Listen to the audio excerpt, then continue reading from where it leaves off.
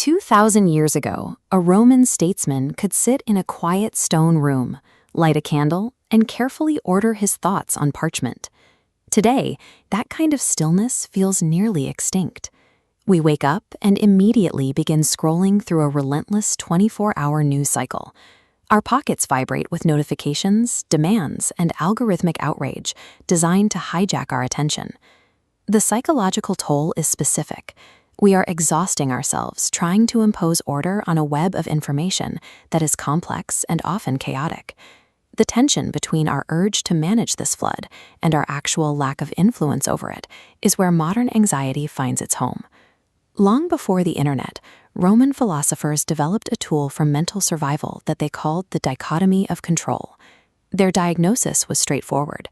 Human suffering peaks when we attach our well-being to events and metrics that exist outside of our jurisdiction. To survive the external chaos, we have to stop trying to manage the world. Instead, we have to build an unassailable inner citadel. This is Marcus Tullius Cicero. In his philosophical texts, he laid the foundation for the citadel, arguing that true happiness must be sourced from within. He wrote that if you generate your own contentment, nothing nature throws at you can be considered a bad thing. Inevitable events lose their sting when your security is internal. We tend to do the opposite.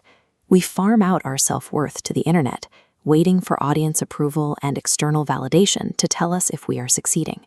True mental resilience begins by detaching our sense of value from external observation and approval.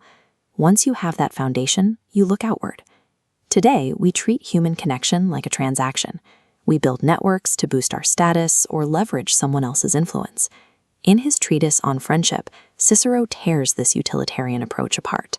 He warns that connections born from weakness, lack of means, or a search for profit are fragile by design.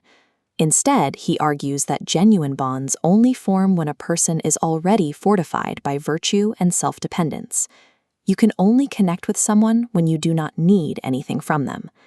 These unshakable connections become the protective walls of your citadel, forged through a shared pursuit of character rather than temporary utility. Eventually, every fortress has to face the two external forces no one escapes: the passage of time and the decay of the physical body.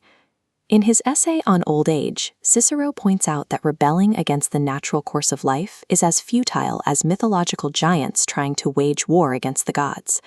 The Roman approach was to witness the decay of their own bodies and the passage of centuries, and accept it without a word of complaint.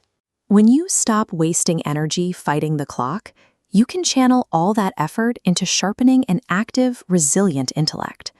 Surrendering the illusion of control over nature is what frees you to finalize your internal defenses. So you lay a foundation of self-reliance, and you raise walls built from authentic connection. Add in the radical acceptance of time, and the structure is complete. This mental model focuses on ending unwinnable wars against reality, protecting the mind's peace without discarding its humanity.